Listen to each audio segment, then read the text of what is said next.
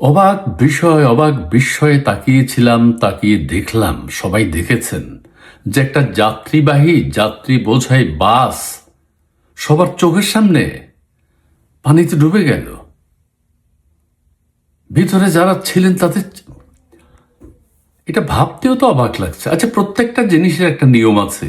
ফেরিতে গাড়ি যখন উঠবে সেটার একটা নিয়ম আছে, ফেরির আশপাশটা কেমন হবে সেটারও একটা নিয়ম আছে। কোনো গাড়ি সামনে চলে গেলেও যাতে পড়তে না পারে, সেটা ফেরির ব্যারিকেড থাকবে সামনে, দেয়াল থাকবে সামনে, উঁচু দেয়াল, শক্ত দেয়াল, কিছুই নেই। ফেরিতে যখন একটা বাস উঠে তখন যাত্রীদেরকে নামিয়ে দিতে হয়, বাস মালিকরাও বলতে হয়, যাত্রীরাও নিজ দায়িত্বে নামতে হয়, কিন্তু কেউ নামে নাই। এরকম নানান দুর্ঘটনা ঘটে, অতীতেও ঘটেছে কিছু কিছু। একজন চলচ্চিত্র পরিচালক, একজন চলচ্চিত্র অভিনেত্রী, তারাও গাড়ি থেকে নামেননি, প্রাইভেট কার থেকে, ওই প্রাইভেট কার সহ পানির নিচে তলিয়ে গেলেন। এরকম আরো ঘটনা ঘটেছে। সচেতনতার অভাব।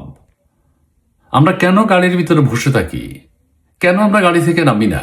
আর কেন যারা ফেরি চালান তাদের ফেরির দেয়াল থাকবে স্ট্রং, যাতে বাসের ধাক্কায়ও বাস নিচে পড়তে না পারে ভেঙে? একটা প্রোটেকশনের ব্যবস্থা থাকবে না? ফেরি কর্তৃপক্ষ কি করছে? গাড়ি কর্তৃপক্ষ কি করছে? শুনেছি আবার বাস নাকি অন্য একজন চালাচ্ছে, মানে মূল ড্রাইভার যিনি তিনি না, হেল্পার চালাচ্ছে। কতটুকু সত্য জানি না, কিন্তু যদি হয়ে থাকে, এই ঘটনা ঘটে থাকে যে হেল্পার চালাচ্ছে, এটা আরো অপরাধ করেছে। 20 জন অলরেডি মারা গেছেন। যারা মারা গেছেন তাদের আত্মার শান্তি কামনা করছি, কিন্তু শান্তি কামনা করে কি লাভ? আত্মীয় স্বজন, পরিবার পরিজনের আত্মচিৎকার আমরা দেখতে পাচ্ছি। কি কারণ? ভুলের কারণে, আমাদের ভুলের কারণে। একটা সচেতনতার অভাব যেখানে পরিলক্ষিত হয়, যে সব সময় বলা হয় ফেরিতে যখন গাড়ি উঠবে তখন প্যাসেঞ্জার যাতে নেমে যায়, কিন্তু সেইটা আমাদের এখন কয়দিন মানবে, কয়দিন মানা হবে, এরপর আবার ভুলে যাবে, যে যার মতো চলবে।